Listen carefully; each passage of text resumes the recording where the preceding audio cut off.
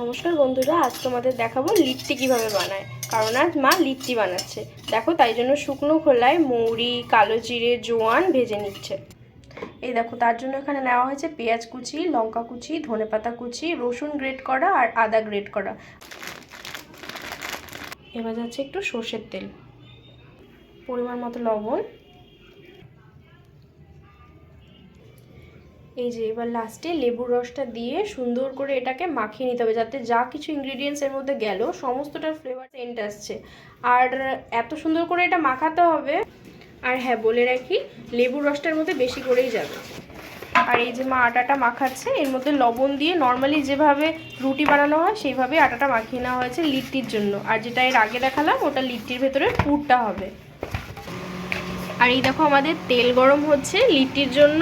এটা আমরা যেটা তেলে ভাজা যেটা হয় সেটাই লিট্টিটা হবে। নিজে মা লিট্টিটা বানাচ্ছে কিভাবে দেখো। প্রথমে গোল আকারে নিয়ে ভালো করে হাতের মধ্যে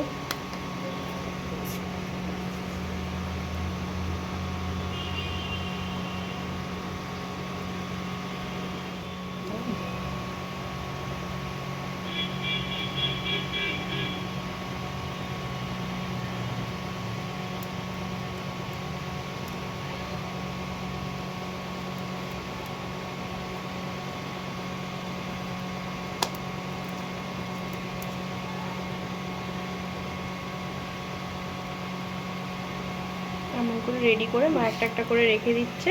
এবার এই যে তেল গরম হয়ে গেছে, তেলে ছাড়ছে। ঠিক সেমভাবেই পরেরগুলো বানাচ্ছে।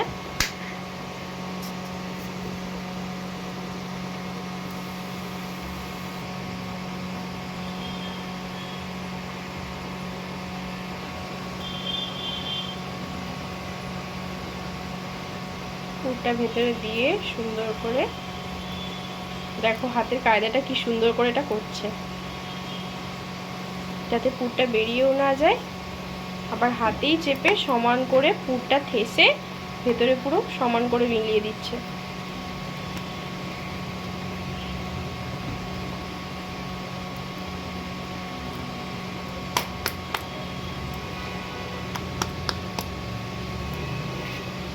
এটা অন্যদিকে ওটা ভাজা হয়ে এসছে। এক পিঠ হয়ে গেলে অন্য পিঠ দেওয়া হলো। দেখো কি সুন্দর ফুলে উঠেছে, লাল। আচ্ছা মা, এটা কি অল্প আঁচেই ভাজতে হবে? হ্যাঁ, এটা অল্প আঁচে ভাজলে পরে লিট্টিটা সুন্দর খাস্তাও হবে, খেতেও সুন্দর হবে। আচ্ছা, এই জন্য অল্প আঁচে ভাজতে হবে। আর সফটও হবে ভেতরটা, বলো, কাঁচা থাকবে না। না। এই দেখো, আমাদের লিট্টি ভাজা চলছে।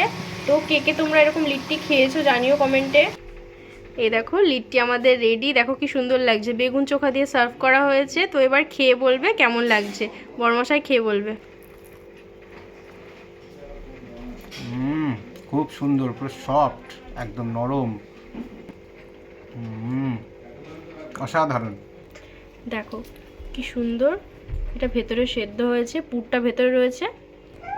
কেমন লাগলো তোমাদের জানিও। লাইক, কমেন্ট, সাবস্ক্রাইব করো।